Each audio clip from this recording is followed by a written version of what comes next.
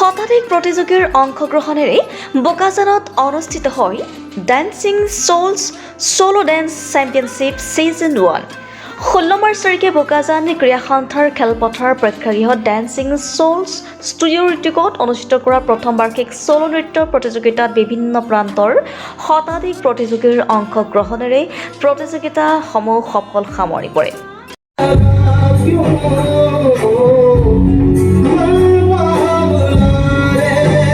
প্ৰতিযোগিতাসমূহ নিৰীক্ষণ কৰিবলৈ মহাৰাষ্ট্ৰৰ পৰা আমন্ত্ৰণ কৰা সাজন তামাঙৰ উপস্থিতিয়ে প্ৰতিযোগীসকলক দুগুণ উৎসাহিত কৰি তোলে।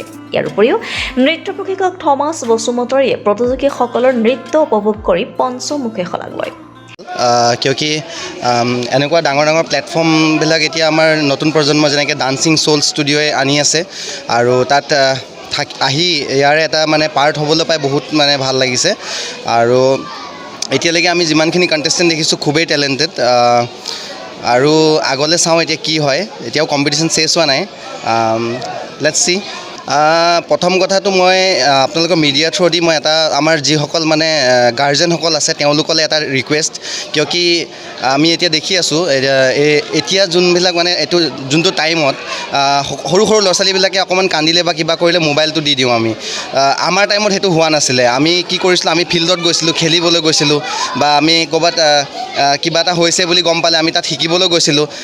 ঠিক তেনেকৈ মই গাৰ্জেনসকলক এটাই ৰিকুৱেষ্ট কৰিম, আমাৰ অসমবাসী ৰাইজক, যে আপোনালোকৰ কণ মইনা মইনীসকলক অকল ডান্স বুলি নহয় যিকোনো ক্ষেত্ৰটোত আপোনালোকে আগবঢ়াই দিবলৈ মানে চেষ্টা কৰিব, যাতে তেওঁলোকে মোবাইলৰ ৱৰ্ল্ডখনৰ পৰা অকণমান দূৰত থাকে আৰু তেওঁলোকৰ শৰীৰ মানে চৰ্চা হৈ থাকে। Thank you. নৃত্য প্ৰতিযোগিতাত মহিলা ন্যায় মঞ্চৰ কেন্দ্ৰীয় সমিতিৰ সম্পাদিকা মিষ্টি চোৰ আৰু কাৰ্বি আংলং জিলা সমিতিৰ সাধাৰণ সম্পাদিকা ৰেখা বসুমতাৰী উপস্থিত থাকে।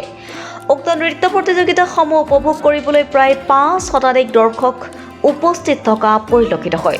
নৃত্যশিল্পী সাজন তামাং পোনপ্ৰথমবাৰৰ বাবে অসমত আহি উৎফুল্লিত হোৱাৰ লগতে প্ৰতিযোগীসকলৰ পৰা বহু শিকিব পাৰিছোঁ বুলিও উল্লেখ কৰে। বোকাজানৰ পৰা ত্ৰিদীপ গগৈ रिपोर्टर लाइव অসম। अच्छा लगा है, मतलब आते टाइम मेरे को बहुत चीज़ ऐसे सीखना भी मिल रहा है, इधर बहुत चीज़ ऐसे मज़ा भी आ रहा है, बहुत खुल के मतलब जो भी कर रहा हूँ मैं एकदम खुल के कर रहा हूँ। I am very feel proud.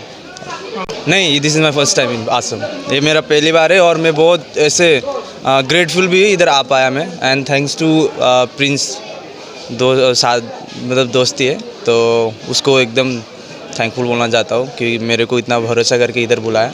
तो मेरा भी कुछ कर्तव्य रिस्पॉन्सिबिलिटी है to come here and judging और किसी को सिखाना, तो मैं भी वो अच्छे से निभा रहा हूँ और उन लोग ने जो किया आई एम वेरी हैप्पी।